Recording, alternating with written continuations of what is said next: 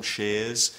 He married his childhood sweetheart. He raised 2 children in the only house that he ever bought. This is a country that exalts the ordinary man, and it was a sign of Australia's veneration of that ordinary man that they allowed Bradman to lead an ordinary life. Bradman, every Aussie dips his lid to you.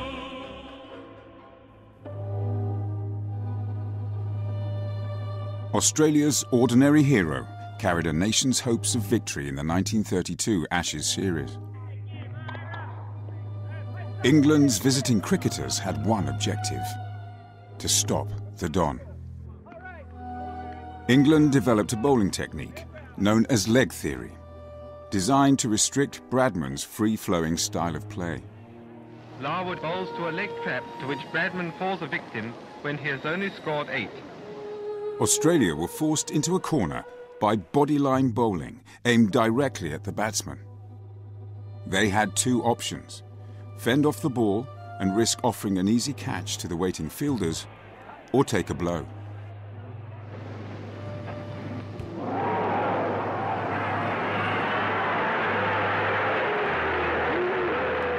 The umpire scrutinises every delivery of Larwood's for a no ball.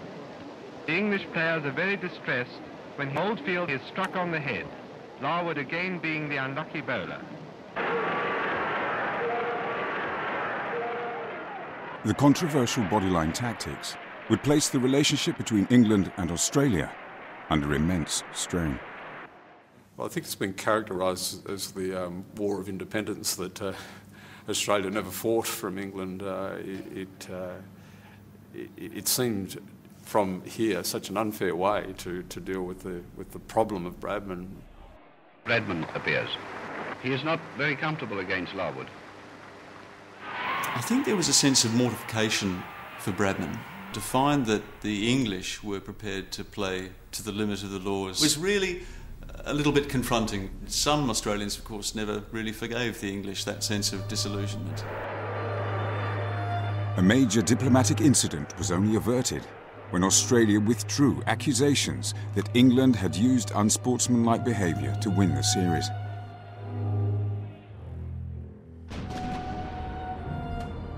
The outbreak of war in 1939 reunited Britain and Australia in the fight against common enemies.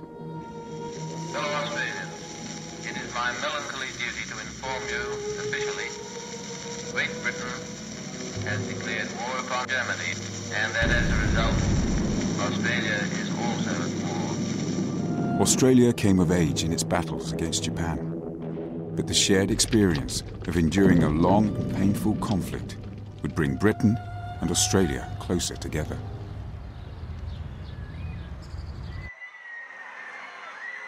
In the spirit of peace, cricket would help renew the ties of affection between the 2 countries when Don Bradman took an Australian team to England in 1948. We are very glad indeed. In fact, I cannot tell you how delighted we are to be back in England once again. We're very anxious to get on shore and get on with the business. There is a sense of pilgrimage about that Australian side going to England after the Second World War. They take cases of food to present to embattled Englishmen in reciprocation of the hospitality that they expect. And they go about with a sense of trying to entertain, to lift spirits. As Bradman's side embarked on an unprecedented run of victories, the press hailed them as the Invincibles. Every foot of spectator space is taken up at Headingley, the bogey ground of England Test cricket, as Bradman leads his Invincibles onto the field. They all wanted to see him because he's been such a tremendous player over there. He's made squillions of runs every time he's been there, and they just wanted to see him one last time. Bradman might have had top billing, but players like Arthur Morris and Neil Harvey thrilled the crowd with their batting exploits. And Australia's youngest player, Harvey, came to the rescue. Not only was he playing in his first test over here at the age of 19, he also made a century.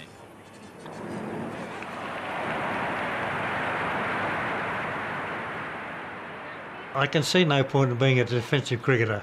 I always think that cricketers should be entertainers, and I tried to be one. I always went out with the idea, You've got the ball, I've got the bat, I'm going to beat you. Simple as that. When the Ashes came to an end at the Oval, Australia were on course to finish the series undefeated. And Bradman needed just 4 runs to finish his career with an almost inconceivable batting average of 100.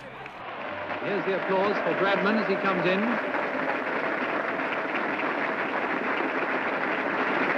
Well, it's a wonderful reception. The whole crowd is standing, and the England team are joining in, and led by Yardley, 3 cheers for the Don as he gets to the wicket. Bradman went out late in the day. There was some thought that he might have sent a night watchman out, but he wouldn't do that. He went out himself. And Hollies bowled him a good one first ball. He bowls, Bradman goes back across his wicket and pushes the ball gently in the direction of the Houses of Parliament. And a beautiful wrong in the next ball. No runs, still 117 for 1. 2 slips, a silly mid-off and a forward short leg close to him as Hollies pitches the ball up slowly and he's bowled. Arthur Morris, batting at the other end of the pitch, couldn't believe his eyes. And he was bowled for a duck. It's extraordinary.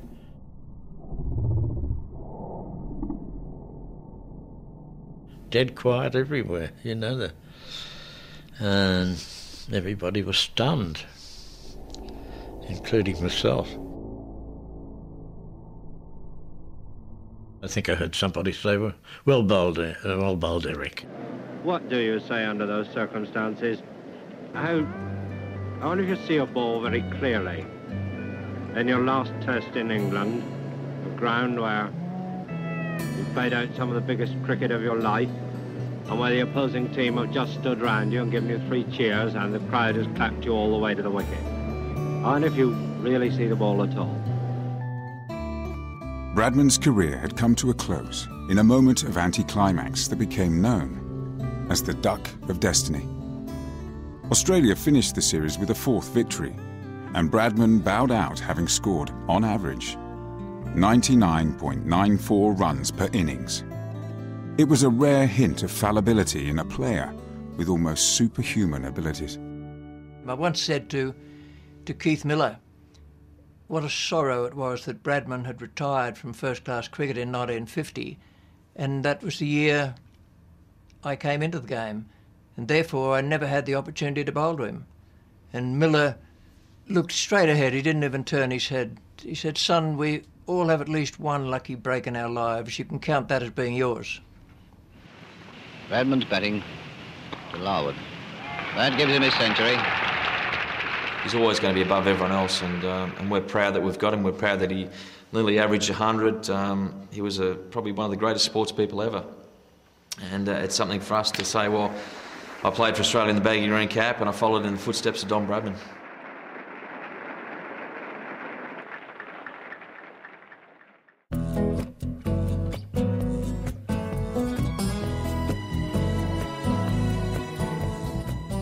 Bradman retired when relations between Britain and Australia were at their most cordial.